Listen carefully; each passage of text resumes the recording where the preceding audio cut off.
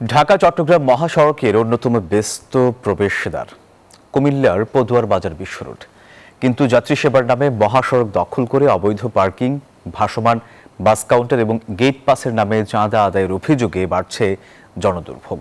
স্থানীয়দের দাবি, বছরের পর বছর ধরে এসব অনিয়ম চললেও মিলছে না কার্যকর সমাধান। এই যে মহিউদ্দিনের পাঠানো তথ্য ছবিতে ডেস্ক রিপোর্ট। কুমিল্লার পদুয়ার বাজার বিশ্ব রোড ঢাকা চট্টগ্রাম ও উত্তরবঙ্গগামী হাজারো মানুষের প্রতিদিনের চলাচলের অন্যতম গুরুত্বপূর্ণ সংযোগস্থল। এখানে যাত্রী সেবার আড়ালে মহাসড়কের একাংশে দখল করে গড়ে উঠেছে একের পর এক ভাসমান বাস কাউন্টার।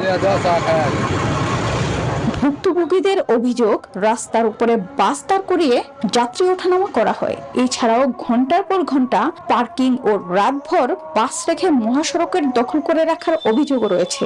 এতে প্রতিনিয়ত সৃষ্টি হচ্ছে যানজট, বাড়ছে দুর্ঘটনার ঝুঁকি। স্থানীয়দের অভিযোগ, ঢাকা চট্টগ্রাম ও উত্তরবঙ্গগামী 20টিরও বেশি পরিবহন প্রতিষ্ঠান এখানে ভাসমান বাস কাউন্টার পরিচালনা করছে।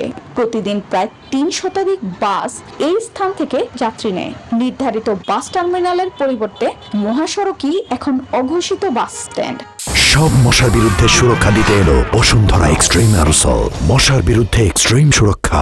দূর নিয়ে যাওয়া যায় না, 1 ঘন্টা আধা ঘন্টার পর দেখা গেছে 1.5 ঘন্টা 2 ঘন্টা লাগে। এর একটা পার্কিং এর ব্যবস্থা করে দিলে যা আলাদাভাবে মানুষের চলাফেরা করতে পারে সুন্দরভাবে। শুধু মহাসড়ক দখল নয়, প্রতিটি বাস থেকে 400 থেকে 600 টাকা নেওয়া হয়।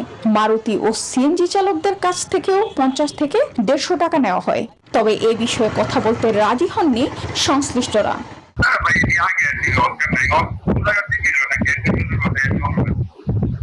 হাইওয়ে পুলিশের দাবি, নিয়মিত অভিযান পরিচালনা করে আইন লঙ্ঘনকারীদের বিরুদ্ধে মামলা দেওয়া হয়েছে। তারপরও একইভাবে চলছে কার্যক্রম।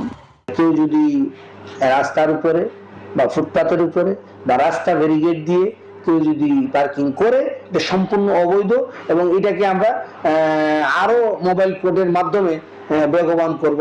অন্যদিকে অভিযোগ প্রমাণিত হলে সংশ্লিষ্টদের বিরুদ্ধে ভ্রাম্যমাণ আদালতের মাধ্যমে ব্যবস্থা নেওয়া হবে জানায় বিআরটিএ। বিআরটি দেখবে পারমিটবিহীন গাড়ি কে চলে। আমার দরকার হলো সড়কের শৃঙ্খলা রক্ষা করা। আমরা পরিবহনের পক্ষ থেকে, পরিবহন নেতৃত্বের পক্ষ থেকে, শ্রমিকদের পক্ষ থেকে, ইভেন আমি মালিকদের পক্ষেও বলছি, আমরা সর্বাত্মক সহযোগিতা করতে রাজি আছি। স্থানীয়দের প্রত্যাশা, সংশ্লিষ্টরা সমন্বিতভাবে নেবে কার্যকর ব্যবস্থা। Desk report, news 24।